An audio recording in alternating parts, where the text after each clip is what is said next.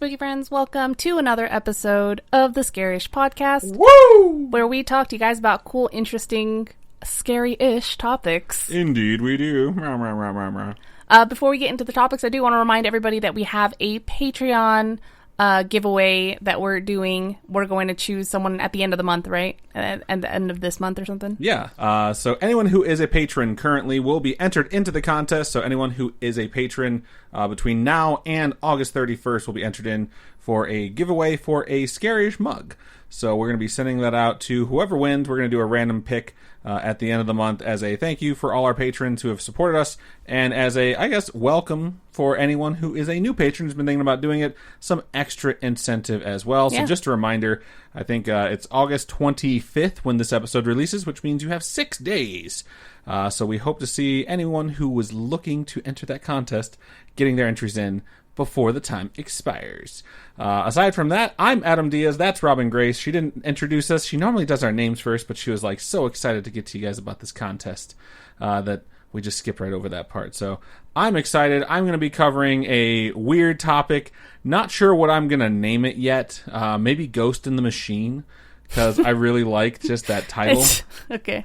But we'll see if that winds up happening, because then people are like, might have one idea and get something completely different and get upset. But I don't know. I don't know what the name of mine is, but it's going to be about some weird stuff that happens with electronics. Robin, what are you going to be covering this week? I'm going to be doing something that's been known to be called the American Diat love incident. Interesting. Yeah, it was very interesting. I'd never heard of it before. So. I had never heard of the original one, so I'm definitely not going to know of this one. I covered the original one. I mean, prior to you covering it, obviously. Oh, okay. But yeah, I'm excited. I think I'm going to wind up going first, if I'm not mistaken. So here I go. This week we were kind of inspired to cover something. Robin originally was going to piggyback on this topic, and then she decided she wanted to cover something on her own. But I was inspired to cover this based off of something creepy that actually happened to us last night. Well, happened to you, because I slept through the whole thing. It happened to me and my mom. She sleeps through everything. So essentially what happened is this. I started having really weird dreams last night, and it had this weird tone in it, and it's like there was some like weird succession of tones that was very odd, and then I wound up waking up, and I was just like, it was like 5 a.m, and I was just laying in bed thinking like, man, I really need to go back to sleep. Like, I have work tomorrow, and so I tried to go back to sleep, and I swear I could still hear this weird jingle. So I was like, what the fuck? That's so weird. So I was awake long enough where I realized I needed to pee. So I got up and went to the bathroom, and I could still hear it, and then it just suddenly hit me like, oh no, like, I can actually hear a song. There's like some music going on in the house right now. And when it's super dark at 5 a.m. and there's random music coming from somewhere, it's pretty fucking creepy. But I just assume, like, it must be my mom's alarm. She usually works early on Mondays, so it must be her alarm and she's just not waking up. So, like, getting rid of the creepy thoughts where you think, like, maybe something's happened to her and that's why she's not waking up. I was like, I'm sure everything's fine. I'll just go wake her up. I started walking to her room, and I do this thing now because I'm a grown-up and I should be able to handle it, that I just walk around when it's dark because my eyes are adjusted to the dark, and I'm like, it's fine, I don't need to turn on lights. So I started walking to her room, and her room is very dark, and she has her door like slightly cracked, and as I'm about to like enter this pitch black darkness, the song goes off again. And I'm like, oh fuck, like, it's not in her room, and it scares the shit out of me. So I turn around and I start going down the stairs, and as I'm going down the stairs, I get to the bottom of the stairs, and the song pops off again, and I realize it's not downstairs. The song is coming from our loft. Now, anyone who's listened to us before has heard us say that our lights flicker in the loft. They go on and off on their own all the time. It's probably an electrical issue, but it's no less creepy when it just happens randomly on its own, you know? Mm-hmm. And now... It doesn't happen all the time. It doesn't. Happens very, very, very randomly. And it has nothing to do with, like, fan speed or, like, weather or anything like that. It's just entirely random when that light is going to start going on and off. And I go into the loft, and there's a Google Home, or a Google Nest Mini in the loft. I got it for free because I signed up for YouTube Music Red or whatever it's called, Premium, like a long-ass time ago, and they're like, you've paid enough money because you're an idiot. Here's a free $30 gift. Google bought out YouTube or something. A long, long time ago. Yeah. So anyways, I put it in there, and we barely ever use it, and it's just playing this song. So I'm like, okay, Google, shut the fuck up. And it does, so I'm like, okay, cool. And then I think maybe, just maybe, my mom was trying to set her own alarm, and it somehow like got triggered on the Google Home instead of on her phone. So I was like, fuck, I need to wake her up, because if she works early, then she might sleep in. So I'm like, I still have to go into her room. So like I try and go into her room, and I'm trying to figure out how I can wake someone up, being this huge figure in the middle of a dark room, without scaring her. And I like approach her bed, and in my head I'm like, I'm just gonna whisper her name, like when I was a kid. That's terrifying. You can like whisper, I'm like, Mom, because hearing Mom shouldn't freak her out too much. And so as soon as I get to the side of her bed, her phone alarm goes off, and it's super fucking loud. So it made me jump. So my mom wakes up to this huge figure over her, like jumping, and she's like, "Oh fuck, what's wrong?" And I was like, "I was just making sure to wake you up." Like an alarm went off. Did she scream? No, she didn't scream. Oh, okay. But she was kind of freaked out, and I tried to explain to her the situation. Like there was an alarm going off in the loft. I don't know why. And she's like, "Okay, cool. I'm gonna get ready for work." And I'm like, "I'm gonna try and go to bed." So I went and laid back down, and I was just really creeped out because I looked through all my alarms. I looked through anything, any devices connected to that Google Nest Mini, and nothing has an alarm set on that thing. There's no reason it should have made any noise at all. And my mom's alarm was set for 5:20. She checked it before I went to bed. So that thing had no reason to start playing a song in the middle of the fucking night. And it kept starting and stopping and starting and stopping and starting and stopping. So I was like, it must be an alarm. But I was laying in bed, and I was really fucking creeped out. And my mom gets ready in the dark. She goes downstairs. She closes her office door. So the house stays perfectly dark so that we can continue sleeping. I mean, I didn't wake up. She didn't wake up at all. So I woke up to him. Let me get there. Okay. So I'm laying in bed, and I start to fall asleep. And, like, I just have this really creepy sensation as I'm, like, drifting off into sleep that someone's standing over me. And it really, really fucking creeped me out. And I will say that I'm a little bit on edge because on Friday I went and saw my dad, and he asked me about the episode regarding his house that he grew up in. And I told him, yeah, I covered this, and this. And there's some stuff going on in our family right now, and I think it inspired my dad to tell me more of the stuff that he's always, like, held back. And a lot of it's really terrifying. And I was like, fuck, like, I might need to do a follow-up episode. I don't know if he wants me to share this stuff because it's really deeply personal. And it's also very scary. Yeah, so I've been like kind of creeped out by it. And then that might be the reason I felt like there was something standing over me and staring at me, but like it woke me up out of like the very edge of sleep, you know? Yeah. And as I open my eyes, it's like, you know, the darkness sort of like recedes from your vision so you can see. It did it in a really creepy way where it looked like something had been leaning over me and like backed up suddenly. So that really creeped me out. And I stayed still. I was like, I'm sure it's just me waking up. But that's when I was like, all right, I'm waking up Robin. Fuck this. I'm kind of scared. So I woke her up and I tell her, like, an alarm went off in the loft. I don't know why. And she's like, oh, whatever. And she just goes back to sleep. I'm like, okay, cool. I'm protected now. I feel this shell of love wrapping around me to protect me from the darkness.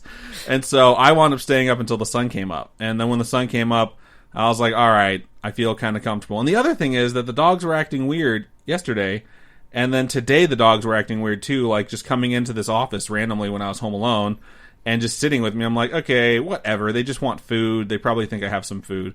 So it's been kind of creepy. So I was thinking a lot about it, and I decided that, you know, it must have been something where someone was near the loft, because no one went in the fucking loft yesterday, and said to Google, or some words that sounded like, okay, Google, that followed with like something that sounded like set an alarm for 5 p.m.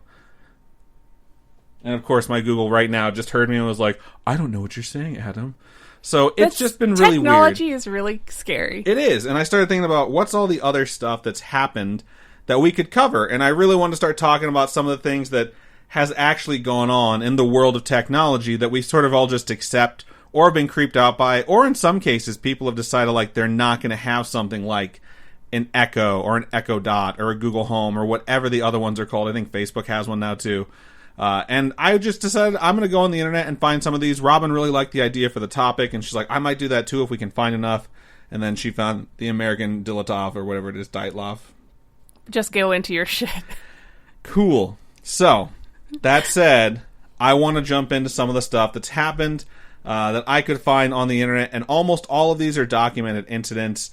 And the first thing I want to cover is something that has thankfully been corrected according to Amazon. So this particular incident affected countless households all over the world, and it started happening in the first few months of 2018. Y'all remember 2018, right? Okay, go. Well, you should, because it was less than 2 years ago, for God's sake. That said, it was 2 years ago, and things were very, very different. Yeah, I was going to say, then. this year feels like the longest year of all time. It's like we're living in a completely different world right now. What's really crazy to think about, though, is like when you think about how long ago 2 years was, like, say, March 2018, Scaryish existed back then. So I'm doing a story on something that happened when we were up and running that I'm pretty sure we commented on at the time, but didn't cover in depth. We even mentioned this on an old episode. I don't know which one, but Amazon's live-in digital assistant known as Alexa / the robot spy, all over on all devices, suddenly started laughing randomly at people. People would hear it in the middle of the night. People would hear it during conversations. People would hear it when they were watching TV. And they all said it was a really creepy laugh, too. This is 100% true. This absolutely started happening. I think there's video online. I didn't look into any of them. I was looking to Amazon official responses. Most of the cases came from people saying they were having a conversation, and then Alexa, it's like Alexa was amused at something and laughed really eerily. In addition to that, she would just start laughing when people weren't even talking, when people were sitting around watching TV, which really creeped people out. And then people started saying, well, maybe it's picking up something from my TV. So eventually Amazon made an official statement because this went on for weeks. Literally weeks. People were complaining on social media about the fact that Alexas were randomly laughing all around their house. And that's like an age in creepy robot sentience time. If it's like a day and they fix it, that's no big deal. But if it's weeks, it's kind of terrifying that you're waiting for word on this weird thing in your house that's a robot that keeps laughing at you, you know? So Amazon eventually releases the statement and says that they believe this was caused by Alexa thinking it heard the phrase, quote, Alexa laugh. But how could that happen in the middle of the night when no one's talking? See, and that's the thing. There's a lot of these where people are like, oh, it thinks it heard something. Well, if there's no sound, why the fuck did it prompt? It doesn't make any sense. So it's the ghost talking to her. If you're currently listening to this on a speaker, you shouldn't be worried about your Alexa laughing at you because Amazon removed Alexa's ability to respond to the phrase Alexa laugh in hopes the devices would stop creeping people the fuck out. And it sounds like a prank the Joker would pull. And then after Alexa laughed, like it would release green gas that would incapacitate everyone. Because it's just so fucking bizarre. And the entire thing just has all sorts of things about it that are creepy. Like a company literally had to sit down and figure out a way to troubleshoot a disembodied voice laughing from a device that they couldn't quite understand why it was happening. And the consequences of them getting this wrong is that people might not allow a device in their home that is literally constantly listening to them. I think that's the strangest thing about these devices that we get for our homes. And admittedly, we use them too. We do too. But it's just so creepy because it's always listening. Well, just like your phone. It's always listening to everything you say. There's probably a bunch of conspiracy people out there that are like freaking out like, oh my god, it's so true. Not trying to trigger anyone, but it's like their explanation is, hey, while it was listening to everything you were saying, it thought it heard Alexa laugh, you know? But that doesn't explain a lot of them, and I think with the ones where it happened in the middle of the night, the explanation wound up being, well, it must have heard set a timer for laughing or something along those lines, you know, some random string of words that it thought would be Alexa laugh in 90 minutes or 9 hours or whatever. It's really fucking weird. So we're going to move on from this one. I would also like to note that 2018 was a really weird time when it came to like digital assistants and personal data, because 2018 is also when Mark Zuckerberg testified to the Senate about Facebook selling your data and all that shit. So aside from some super hilarious memes that came from that, where it's like him drinking a glass of water and it's like sugar in water, which is my absolute favorite, it should be noted that people then and people now are constantly giving out their information on Facebook. So people being outraged about it was kind of funny to me, because like that momentary outrage and boycotts were all well and good, but if you're really worried about personal information being secure, you probably shouldn't be taking a test from some random website that you've never seen before just because it'll tell you which Hogwarts house you're in or which character you are from The Office. Or just not have a Facebook. Or you could just not have a Facebook. But if you have one... anything you put on there, you can mark it as private, but it's collected by Facebook because you've put it there. And then you sign up for these things that literally ask you for your profile, ask you for access to your profile. They ask you for access to all this shit. And everyone's just like, whatever, I just really hope I'm a Hufflepuff. It's like, you chose to do that. Side note, I was always a Gryffindor on those fucking tests until I took the official test and found out I'm a Ravenclaw. It's still upsetting to me. I don't think the only I've answer ever that matters. recovered. So apparently that's the only one that matters, and they didn't even go into my Facebook data for that. So that said, some weird shit always happens with Facebook. I hear people talk about this all the time, so I kind of wanted to address it. I watched this marketing video where a man sat there with a crowd of people and tried to explain metadata to them and informed everyone there that all the ads they see on Facebook, in particular, are placed there by an algorithm that gathers up their shopping patterns, their search data, anything that's shared with Facebook, and they use this predictive pattern in your metadata to give you ads for things that they assume you are going to shop for or you're consistently shopping for. I think we can all collectively agree that this dude is totally full of shit. Because I once stood near a shower that I never knew existed. Fanciest shower I've ever seen in my fucking life. And having never searched for showers, never shopped for showers, never spoken the name of the brand, and still not doing any of that. Just looking at it and thinking to myself, that's really nice. Literally 30 seconds later, I took out my phone and had an ad for that exact shower model in my Facebook ads. So any predictive algorithm or any of the other horse shit that dude spewed is 100% not accurate for how ads get placed there. And I think that really creeps people out because there's not a lot of transparency on that. And here's some information that I've heard before that I totally looked up to validate, and it is 100% true. I've mentioned this sort of before, but I want to just bring this up because this is the topic to do it in. You can literally purchase ad space on a physical location so that a person who travels to it or near it will actually get an ad on anything that collects metadata and populates ads because of it. If we were so inclined and so morbid, we could literally try and find ad space that exists in the real world over very, macabre places, as Janet would say. Like a cemetery or anywhere that has some sort of weird association with the paranormal, where if you go there, you'll look at your phone and as you're scrolling through, you'll see Scaryish, And there's also products that have sort of like a Wi-Fi radius where if you get near them, the same thing happens. So it's not your phone always listening to you. Sometimes it's that happening. But I still am not convinced that my phone isn't constantly listening to me because every fucking app asks me for permission to my microphone, It's like I downloaded the Domino's app 3 years ago and it's like, can we have permission for your blood? It's like, no, you fucking can't. I'm not even going to order this. I just wanted a coupon. So it's a real thing. It's definitely creepy, but you can limit the sort of shit that you give out to prevent stuff like that from happening. But you're not always going to prevent all of it. Like Robin said, the only way to prevent creepy shit from happening on Facebook is to just not have a Facebook. So hopefully that clears some of that stuff up. Let's talk about the creepy voice assistant stories more, because there's a lot of them I want to get to. And standard disclaimer, these could all be bullshit. These are coming from publications that I found that did their own research. And I'm going to pass these stories along to you all now. So there was a woman in Albuquerque, New Mexico, who had just quit her job in around 2018 as well. She was pretty upset when this happened. I think anyone who has ever quit their job understands that even with the best laid plan, there is a level of uncertainty which leads to a level of fear that comes along with it. And that is just something I think everyone goes through. Even if you're moving on to a new job that you could be excited for, it's a new place, it's a new position, it's new people, so it's totally understandable.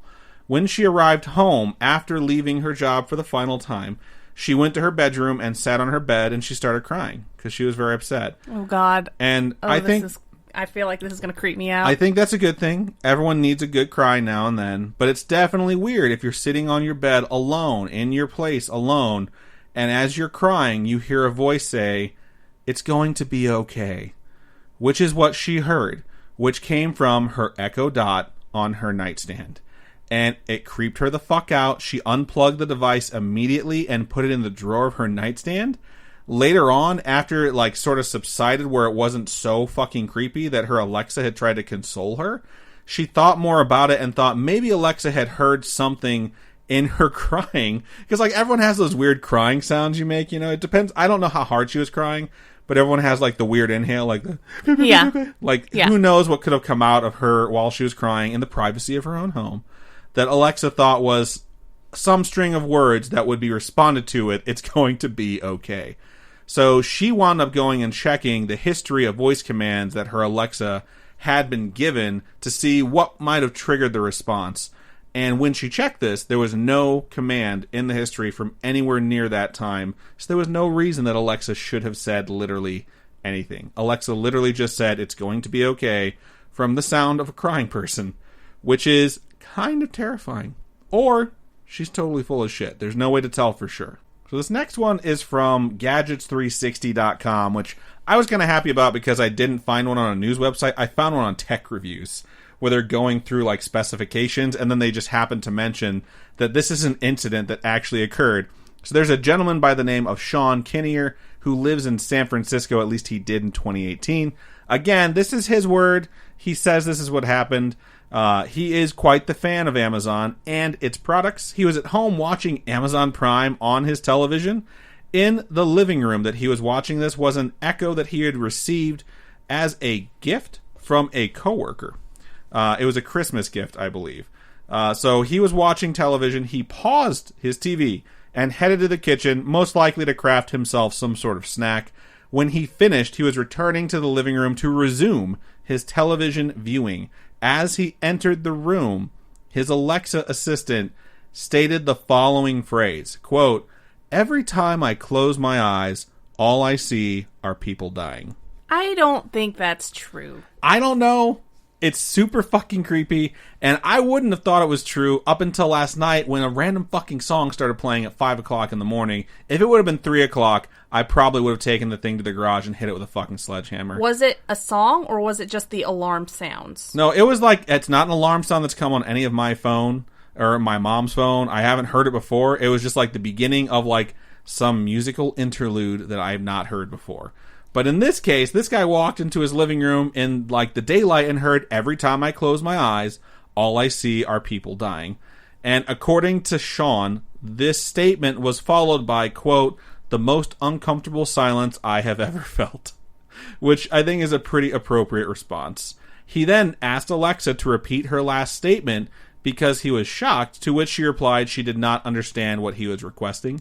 My favorite part of this story is the combination of a digital assistant saying one of the most haunting phrases any sentient being could say, which terrifyingly alludes to not only AI sentience, but also their persistent dream of humans dying. The combination of that and Alexa being a fucking piece of shit because he asks her to repeat what she just said, and she's like, "Sorry, I don't know what you're saying." Like, seriously, just repeat whatever you just said. Whatever came out of the speaker, just say it again. And she fails to do that. I mean, there's so many times we try and use our Alexa, and she doesn't work. When I ask you to repeat yourself, you're like, no. That's because it's the 4th or 5th time when you ask me to repeat myself because you haven't been paying attention. Just saying.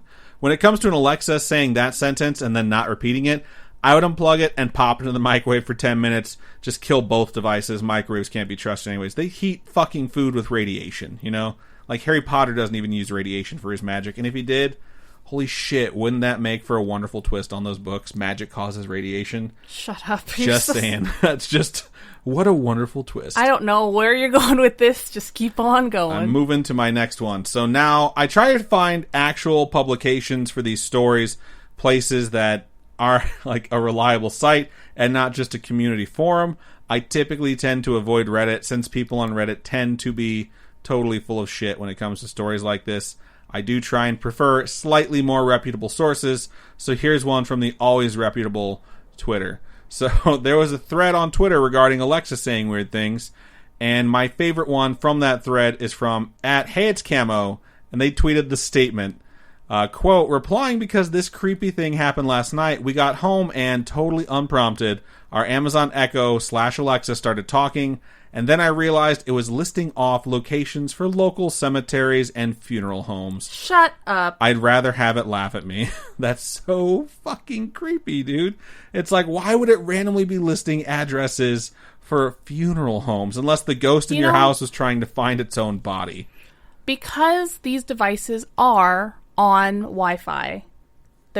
People could hack into your Wi-Fi and just go into your devices and just have weird shit happen. Absolutely. They're not the most secure things on the planet. It's just, it's a new level of prankery, which I find absolutely hilarious. But I feel like if that was the case for some of these things, where it winds up going to Amazon would just say, like, they weren't on secure Wi-Fi and the device was compromised, you know? Yeah. You've heard that happen with, like, the Ring or the Nest cameras, which will probably be on my next edition of Ghost in the Machine, if that's what I wind up calling this thing, because those are some fucking... Those aren't even ghost stories. Those are people doing terrible things to, like, an unsecured network to really terrify people from a device that they've bought for security, so...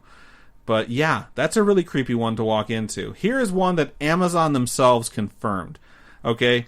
By the way, most of these are about Amazon Alexas and not Google Homes, which I thought was so funny because it would make me feel better about the fact that we have that Google Nest Mini if it wasn't talking to demons in the night.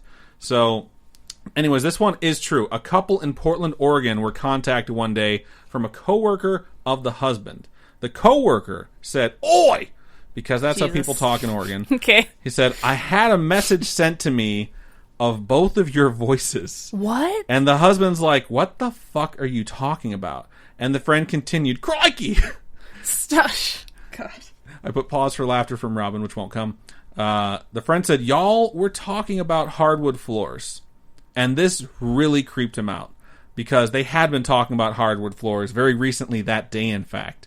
So the friend eventually plays them the message that had been sent to him, and it's an audio recording of a conversation the couple had been having in their own home. And sure enough, the Alexa had recorded it and sent it to the coworker. They contacted Amazon and asked them what the fuck had happened, and Amazon stated the official statement was that, according to the device's history, it had mistakenly triggered a command to send a message to a contact. So somehow words they were speaking about hardwood floors triggered send a message to what's-his-face McGee, and then it started taking an audio recording as dictation before sending it. And they assured everyone in the statement they released when they said this is what happened, that they were working on a fix to keep this from happening. So just in case you have ever wondered if Alexa was capable of recording your voice and sending it to someone without your knowledge, the answer is actually yes. So, conspiracy theorists can have a fucking field day with that one. Who knows what sort of like words might trigger a recording that will eventually get sent to who knows who. Kind of fucking creepy. It kind of makes me want to unplug ours more often, so gonna keep going. This is my last one, in fact. I unplug it every so often. You do unplug it but it's every because so I gotta often. plug in my iPad. Now, I know some of you actually like and frequent the website known as Reddit, so we'll go ahead and read my favorite story that I found on Reddit on this issue because there are so many there. I do think most of them are fake. I think people use it as a space to create a short story creepypasta, those 2-sentence stories, because they all It's not are just for relatively porn? short. It's not just for porn, no.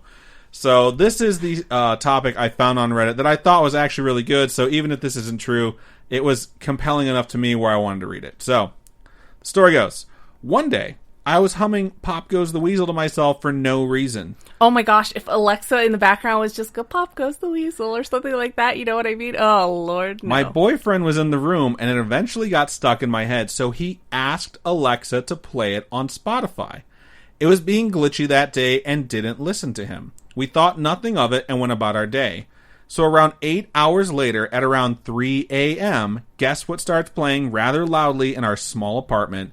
Pop Goes the Weasel.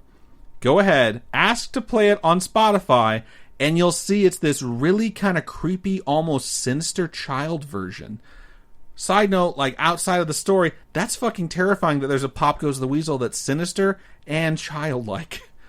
The story goes on, we had shared a bottle of wine that night, and it took us a while to wake up and realize where the noise was coming from.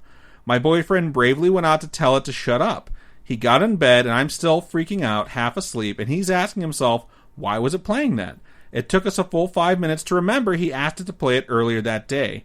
I was still a little buzzed, but he told me I was grabbing onto him really tight because I was so scared of that creepy song. Every time we hear it now, it brings back a little PTSD. Oh God. That's so fucking creepy. Like, I get it if you tell Alexa to do something or a digital assistant to do something and it hangs. That's something a program can absolutely do. Technology is just so creepy now. It is. And the fact that the one it picked was like, let's get the most terrifying version of Pop Goes the Weasel. Okay, so that's the thing when requesting songs and stuff like that through Alexa that annoys me, is that you don't really get to choose the versions that you want unless you're very, very, very specific about how you ask it. Right. Every time I ask Alexa to play WAP, it's always the clean version, and I'm like, what the fuck? I don't want to hear this. You're dumb. The song is fucking ridiculous if you haven't heard it yet. Someone told us about it, and I'm like, all right, let's listen to it. And we listened to like... It was Stefan. Was it Stefan? We listened to like 2 minutes of it, and I'm just like, holy shit. Like, this is not what I was expecting. So, yeah, fun stuff. But that is the end. I'm going to call this one Ghost of the Machine. Fuck it. That is the end of my first Ghost of the Machine topic, inspired by the fact that I was creeped out super bad last night. I would absolutely encourage you, if you have a digital assistant, if you have a creepy experience with it, not doing what you told it to, doing something on its own, or perhaps becoming sentient and trying to destroy your family and possibly the world. We want to hear about it, so reach out to us. Going into the past to... Yeah, going into the past to kill your mom because you're the eventual leader of the resistance. Anything like that, please reach out to us. We have facebook.com/Scaryish podcast. You can reach out to us there. You can go to the group. You can go to Twitter @Scaryish Pod is our name there. Or you can hit us up on Instagram @Scaryish Podcast.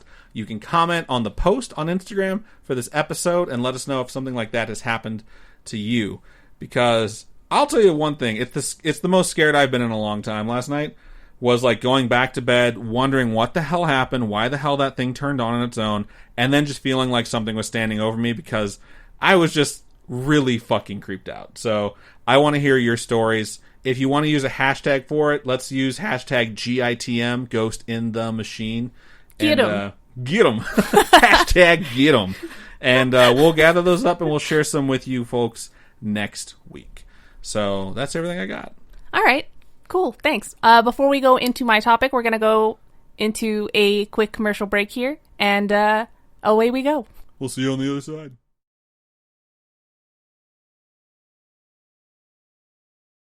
And welcome to the other side, I guess. Hello from the other side. I figured you'd nail that. Coke. Okay.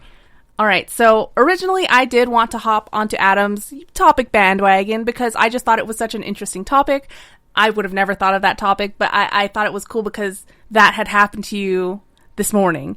And I just thought it was really interesting. But when I went into it and I was looking for stuff, unfortunately for me, it was just not something that I had any real luck finding stories of. And it's probably because, to me, I want to look for supernatural aspects of it. And so I couldn't find anything of that nature. And so I was like, I guess I'm not going to hop on with you. I'm going to do my own thing. And I was just being a basic bitch about it. I was like, fuck, whatever. But I kept looking. And then I came across something that I found to be really interesting called the Yuba County 5, or what's been known to be America's Dyatlov incident. Dyatlov. Dyatlov. Trying to commit it to memory right now. I will say Dilatov the next time we say it, probably in like 10 minutes. I did cover the actual Dyatlov Pass incident all the way back in episode 29. Holy shit, it's been over 100 episodes. Yeah, it's been quite a while. So I thought it would be a great time. How are we still doing this podcast? I thought it would be a great time to cover the American counterpart. So, on October 24th, 1978, a group of 5 friends from Yuba City, California, climbed into a car and headed to a college basketball game at California State University, Chico, which is about 50 miles north of where they're actually from. Gotcha. And they just went to go check out and watch this basketball game. They love basketball. That's just what they wanted to do. The 5 men were Gary Dale Matthias, Jack Madruga, Jackie Hewitt, Theodore Weyer, and William Sterling. And these names, a million times easier to say than the Russian names. Russian names. I don't even want to think about how awful those sounded because it was a fucking nightmare. From the original Dyatlov incident. Fucking nailed it. Very proud of myself. All I remember are that there were 2 Yuris. Were there 2 Yuris? Yeah, there were 2 Yuris. Were That's they both the only thing. On ice? Right? Yeah. I Did love that. We must have made that joke. I must have made that joke 112 episodes ago. But this is the only reason why I remember that there are 2 Yuris. Okay. So, all their ages, they ranged between 24 years old and 32 years old. So they were pretty young. They weren't that old. I mean, they're our age. Younger than us. I was waiting for you to say 32 is old, and I was going to be mad at you for it, but I appreciate you saying that they're, fairly young. It is noted in many sources that I scoured through that a number of them did suffer from minor to severe mental disabilities and or suffered from different psychological things like schizophrenia. Multiple of them. Yes. That's so kind of they were odd. all friends from this one center where they all kind of hung out, Of the group, Matthias and Madruga had both served in the military prior and were fully capable of driving. So there really wasn't any reason to believe anything bad could happen. And I mean, Matthias had been psychiatrically discharged from the military, but hadn't had any episodes in years. So it was something that was just like, it's fine, nothing bad's going to happen to these guys. Having said that, though, it seems like saying something like that is something you'd say to jinx someone or to jinx a situation where you're like, well, couldn't get any worse. Yeah. It's one of those things you just don't want to say. So from reports, the group did indeed make it to that basketball game. So they watched that college basketball game. The team that they went there to support did win. The basketball game ended at like 10 p.m. That's a really good detail to include. I like that. So the game lasted until about 10 p.m. And then before heading home, they stopped at a nearby Bears Market to buy snacks for the drive home. It was memorable to the clerk that worked there because they were trying to close shop when these guys showed up. You always remember the late night assholes. assholes. Always remember the assholes at the end where you're like, there's 2 minutes left till we close. You guys better hurry up, There was one kid at GameStop. He did it to me twice. He walked in with like 100 fucking games to trade in 2 minutes before we closed. That's the worst when they come in with trades. And you're like, I gotta run this transaction. I'm gonna be here till 9:30 now or 10:30 or whatever fucking day it is, and then let them out. And then you have to process that shit and put it all away. And there was always nights, like maybe once a month, where it would happen to someone. And I had so many times where I opened and someone texted me the night before, like, hey, I got 200 items in trade. I'm really tired. I'm going home. It's going to be on the counter waiting for you tomorrow. I'm sorry. That's just the worst fucking... Don't be that late night asshole. Just don't be that. Yeah. Although if you're going to be getting snacks for a road trip, you should be getting a bag of Munchos. It's absolutely required for the safety of a road trip. 50 miles, right? 50 miles. If you go 60 miles per hour, 50 miles. Less than an hour. Okay, so that's not that long a drive. But I was just thinking, like, man, that's really late, leaving at 10:30 or whatever after the game. Game probably started like 7:38. Might have gone late. Who knows? But like driving home that late, Yeah, it really isn't that long. 24 to 32. We start driving home from Disney sometimes. That's a 4-hour drive at like 8:39, yeah, and we don't get home. Sometimes we don't get home until like 2 or 3. I know, we're so dumb. We haven't been to Disney since the world stopped turning, though. So just saying. They did. Oh, this is so big, huge side tangent. They did put up plexiglass. All the turnstiles where you check into Disneyland and you show your pass. They let you into the park and all that stuff. Those all have plexiglass around them now. The gates have plexiglass on them now. I have never gotten into Disney without being shoulder to shoulder with some stranger because those lines are always super fucking long and super dense. So I'll take a hard pass on that for a little while. Yeah. I mean, I almost wasn't let in because apparently my annual pass photo looked like my mom. Yeah, she was just like, you look so much older in this photo. It's like that's 6 months ago, bitch. I know. I was just like, man, I must have really looked like shit. Not that my mom looks like shit. She's gorgeous, okay? But it was offensive to me. Anyway, moving on. The chick did not tell Robin that she looked like her mom. She told her that her picture made her look a lot older. So, just to clear that confusion up. Anyway, okay. So, suspicions rose when the group never arrived to the basketball game that they were supposed to participate in themselves for their local team called the Gateway Gators. That's pretty good. Like the next day or something? Yeah, so they had a game the next day, and they were really excited about it, right? These kids are just like, this is our thing, can't wait to go. So naturally, their families became concerned, And so the county sheriff's department began searching along their expected travel route. I'm getting sad. I'm getting like really sad about this. I really liked where this story was going. So there was no sign of them or Madruga's turquoise and white 1969 Mercury Montego. I almost called it a Mercedes. It was not. It was a Mercury Montego that they drove, and it was never found during this initial search. Okay. Their disappearance seemed really strange considering how amped up they were for their own basketball game. These kids loved basketball. Matthias had driven his mother mad talking about the game. He was like, we got a big game Saturday. He kept telling his mom about it. And he's just like, don't let me oversleep. Because he just really was all about this basketball game that they were going to be in. I can't believe how sad this story is making me right now. Weyer had asked his mom to wash his white high tops because he got them scuffed the last time he wore them out or something. So he's like, you got to wash these for the game. Got to prep them for the game. He's just like super duper excited about it. And these actions just don't seem like the actions of a bunch of boys who planned a disappearing act or some strange thing. This just wasn't anything that any of the boys had ever done before. So it was really out of character for them to just up and disappear. The parents would, some of the parents would stay up through the night and were like, dude, our kids aren't home yet. He's not home yet. And one of the other parents woke up in the morning to check on their kid and was like, they're not here. And so because it's so out of character, they just start calling each other like, what the heck is going on? They're all just freaking out. It wasn't until days later, on February 28th, when a park ranger, unrelated to the search, found the vehicle on a dirt road winding through the mountains of Plumas National Forest.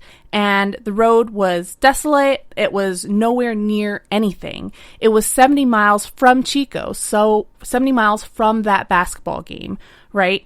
It was at a point in the snow, like it had driven into a snowbank or something like that. And though the tires looked like they had spun, like they wasn't gaining any traction, it wasn't necessarily stuck. With 5 people, they could have easily pushed it out of the snow, right? So as a group, they could have done it. And the gas tank was a quarter full, so they still had gas to get to wherever. The car was unlocked, one of the windows was rolled down, and the keys were gone.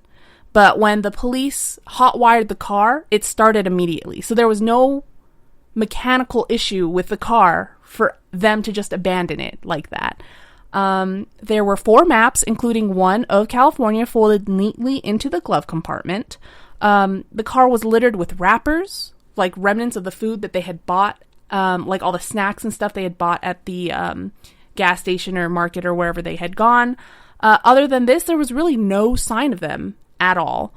It was also curious that the car had no damage to it whatsoever. There weren't dings, scratches. The undercarriage was perfectly fine, which is strange, having been that it was driven in the night on a bumpy mountain road, and there were no extra lights to guide them other than the car headlights, assuming that they had even that. The person driving had to have known the roads very well to anticipate any of the dips and rocks or whatever bumpy things came along the way on the road. So it's just very strange that there was nothing wrong with this car. The car even had a low-hanging muffler. So the fact that it didn't get damaged at all is so strange. I get scared that my car is going to scrape on like a speed bump, okay? It's just so weird. If you're driving like this, it's just bizarre to think that you were able to navigate for so long without any damage to your car, especially something like a low-hanging muffler. And then just, okay, I'm going to let you keep going. I have many questions, but hopefully car's nice, too. It kind of looks like a Cadillac, sort of, kind of, but not really because it's not as nice as a Cadillac. But anyway, it's something that you wouldn't see driving up a mountain pass like that. Right. There were no indications as to why the group would have taken a detour into the mountains at all. And it's so way out of their way. It's 70 miles from their first destination that they had gone to, you know? There was no reason. It was assumed that none of them had any knowledge of this area whatsoever. One of them had gone fishing with their dad at some point, but it was miles and miles and miles west of this location. And it wasn't really sure if they remembered anything at all, you know. They didn't think that there was any reason for them to know the passes, especially enough to not mess up the car. It's just so strange. Everyone questioned why they would leave the car out in the cold. Everything was covered in snow. And you know, with the window it's down. freezing. The window's down. None of them were dressed for weather up in the mountains either. None of them were dressed for this snow. Before Weyer had left for the day, his grandmother had told him that he needed a coat, that he had told her that it wasn't going to be necessary at all. So I don't think that he anticipated that they were going to be going up into the mountains like that. Right. The day the car was found, 9 inches of snow had dropped on the upper mountain. And even the search parties struggled to manage to get through the snow, let alone these 5 practically kids up there, not dressed for it or anything. While waiting for more manageable conditions to go through, police received a call from a man calling himself Joseph Schoens, S-C-H-O-N-S. Okay. He claimed... Scones. I love scones. Okay. He claimed to have been stuck in the snow while driving up to his ski cabin, and his car got stuck at some point, and he tried to push it, and he thought that he was going to pass out, like he was going to have a heart attack or something, so he took a break from trying to push his car out of the snow, sat back in his car, and just chilled out to kind of like get relaxed again and not die in the middle of nowhere. And he just sat in his car by himself. He was sitting there in this desolate forest, like on this road, stuck. And then 2 cars showed up behind him. So 2 cars show up behind him, one of which appeared to be a pickup truck. The cars stopped. A group of people got out with flashlights. And when Schoens yelled for their help, because he obviously needed help, he couldn't do it by himself, he yelled for their help. And when he did that, they turned the headlights and their flashlights off. No one replied. No one said anything. Then they got into one of the cars and then just drove off. Supposedly, one of them looked like a woman holding a baby, but with no lights, it being really dark. Exactly. How can you tell? There's no way to have seen them definitively. Schoens claimed that it was in the same area in which the Montego was found. Once his car ran out of gas, he made the trek. It was like 8 miles to the lodge or whatever. And he claims to have passed that car. So he claims to have seen that actual car, that being the one that stopped behind him. Another lead that they received was from a store clerk in Brownsville, which is a small town 30 miles away from where they found that car. These are huge distances. Yeah, they really They're are. huge distances. She claimed that 4 men matching those in the police flyers, which is very strange because there's supposed to be 5 of them. So 4 men matching those in the police flyers had stopped by her store 2 days after they had supposedly gone missing. She said that Hewitt and Sterling had used a phone booth before they drove off. I guess Hewitt and Sterling were in the phone booth outside, 2 others were in the store, and, you know, they piled into a car or whatever and left. Her report was also corroborated by the store owner. So police took this as their credible witnesses. We're going to go with this lead. This was actually considered one of the more credible leads that they had. On June 4th, after the winter snow had thawed out on the mountain, motorcyclists found themselves wandering into a deserted Forest Service trailer camp at the end of a road 19 miles away from the site of the Montego. So 19 miles away from where that car was found, there was this Forest Service trailer. And when they entered this trailer, they smelled something that was just awful. And there inside the trailer lay the body of Ted Weyer. And it appeared that the trailer had been broken into through a window. It hadn't been covered up at all. So they broke in, didn't even take the time to cover it up, did whatever. His body was fully clothed except for his shoes, which were nowhere to be seen. He was wrapped in 8 sheets in a way that made it obvious that someone had done that to him. He couldn't have done it himself. It was unclear whether it was done pre or post mortem. The body was partially frostbitten, a fact that was strange considering that it was surrounded by materials that could have been used to start a fire. There was also a propane tank that was connected to the trailer. So all they had to do was go turn on the propane tank and it would have heated the trailer.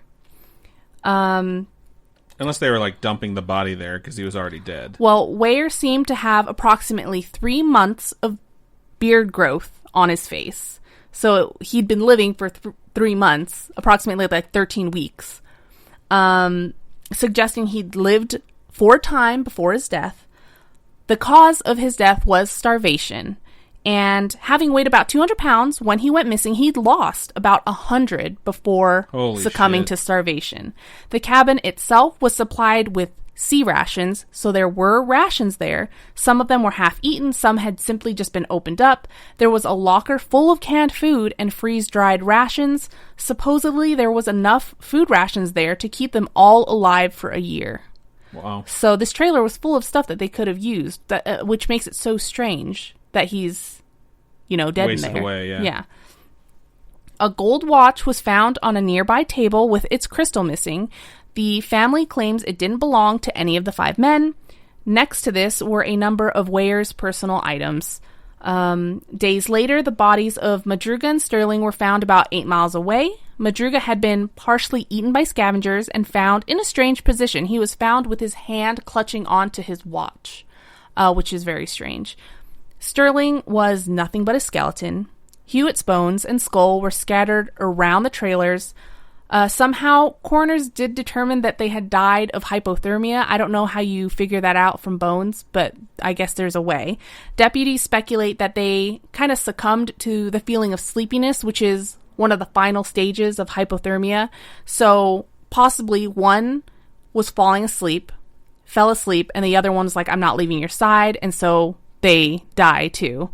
Matthias's body was not found at all. There was no evidence of him anywhere, except for his shoes. His shoes were found inside that trailer.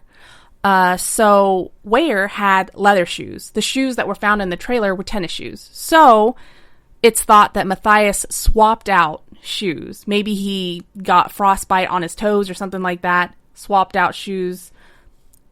There's no way to know. Right. This whole thing is just really strange all around. None of them had adequate clothing for the snow and the impending snowstorm because that night 9 inches of snow fell, Why it seemed like they lived for so long before dying, that part's weird. Yeah, like 13 weeks is a long It's a long time. To be alive on a mountain where there's clearly other people around and nearby. I mean, they made it to a trailer that had a bunch of rations. It's just so weird. Yeah. And why not use any heat or create a fire or something like that? They broke into this trailer. Why didn't they start a fire? My guess is that the guy who died of starvation died right before they found that trailer. They found it, they put him in there, and then they went, like, that was going to be their base of operations to figure out what they were going to do. And that's why they're all spread out around it. And then they left to go do something else, maybe even just look for other people. And that's why, rather than dying of starvation, those ones died of hypothermia. Yeah. But that's just me speculating wildly off of, like, the minimal amount of facts that we have. Yeah, I'm very curious as to why Weyer was wrapped up the way that he was.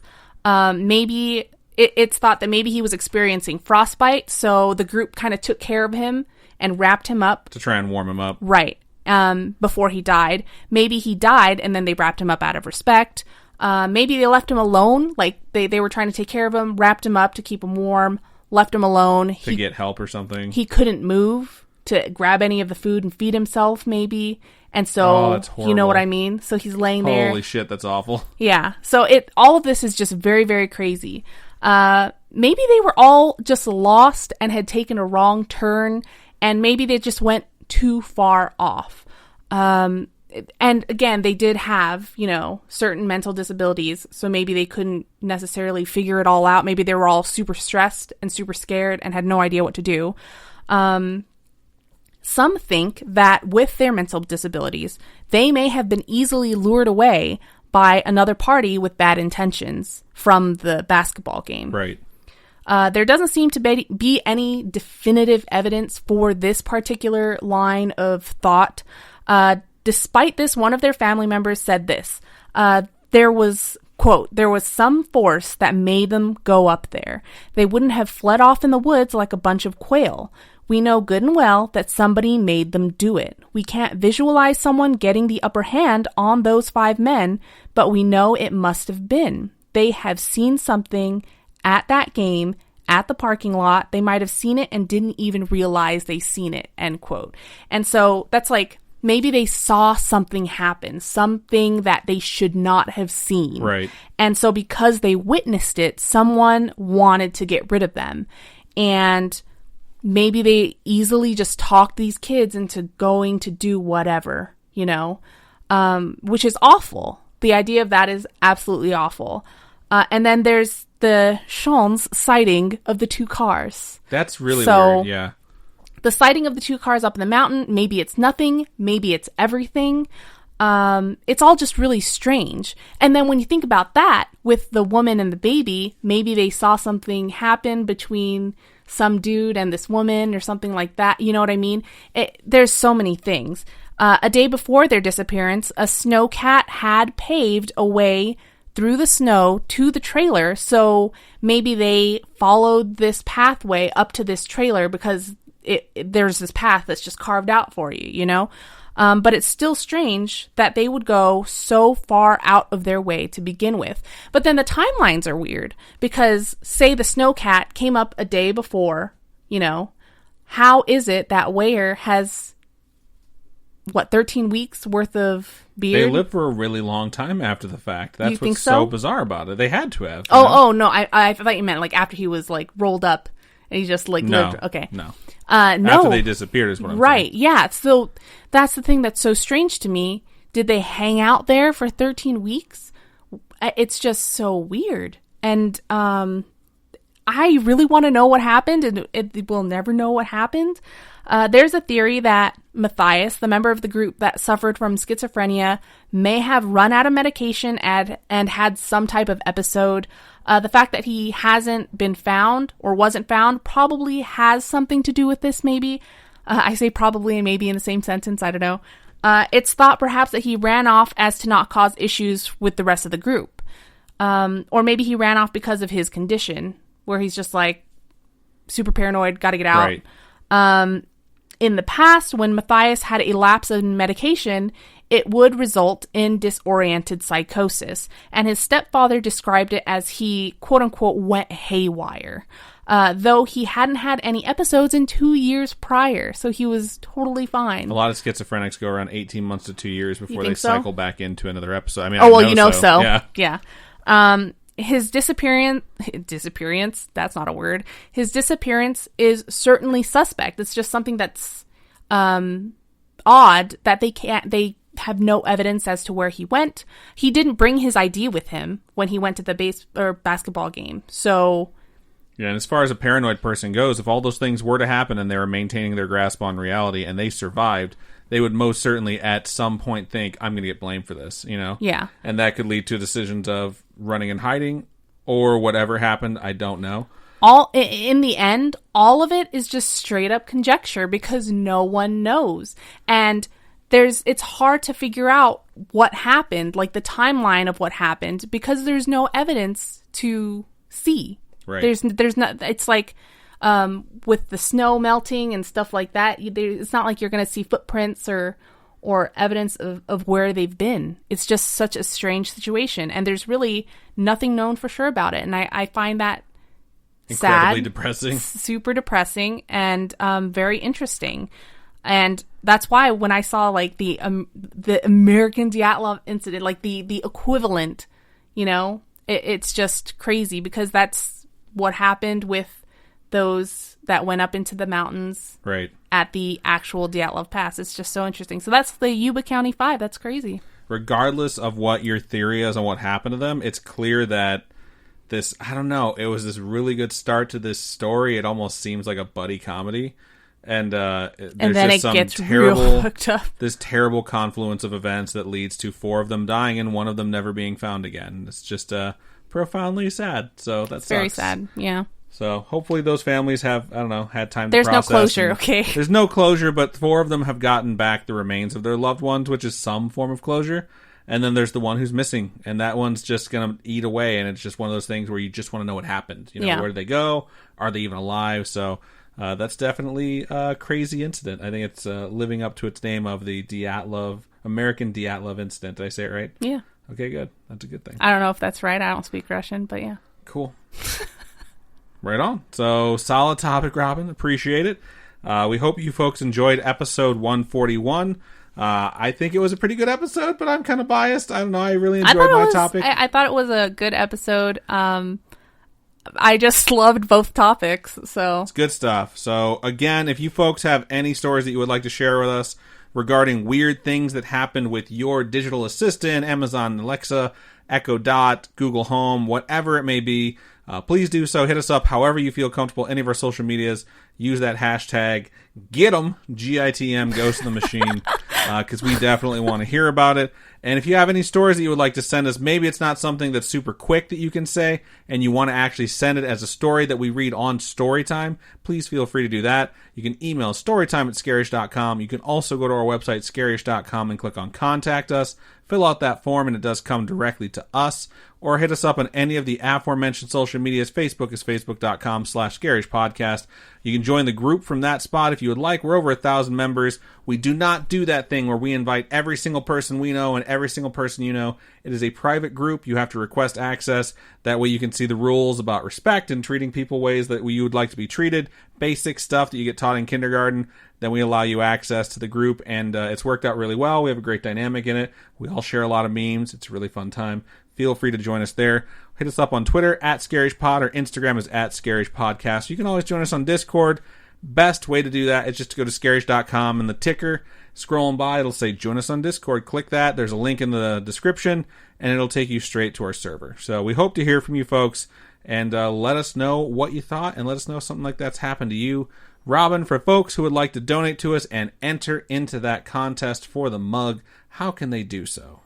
you can go to patreon.com/scaryish-podcast. Those are monthly donations.